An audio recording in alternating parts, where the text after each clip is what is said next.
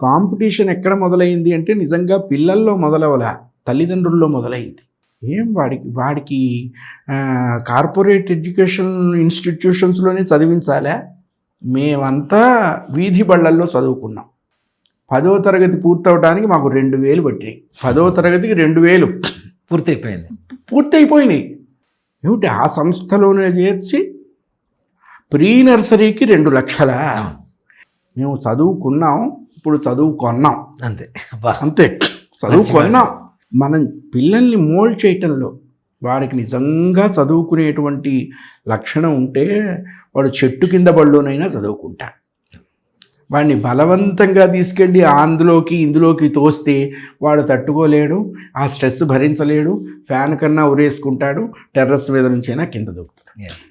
ఎందుకు వాడి మీద అంత బర్డెన్ పెట్టడం? అంటే ఏంటంటే పక్కింటి వాళ్ళ పిల్లాడు అక్కడ చదువుతున్నాడు, ఎదురింటి పిల్లవాడు భాష్యలో చదువుతున్నాడు, మూలింటి పిల్లవాడు చైతన్యాలో చదువుతున్నాడు, నా ఇంటి పిల్లవాడు నారాయణలో చదవాలి. ఏంటి దీనివల్ల లాభం?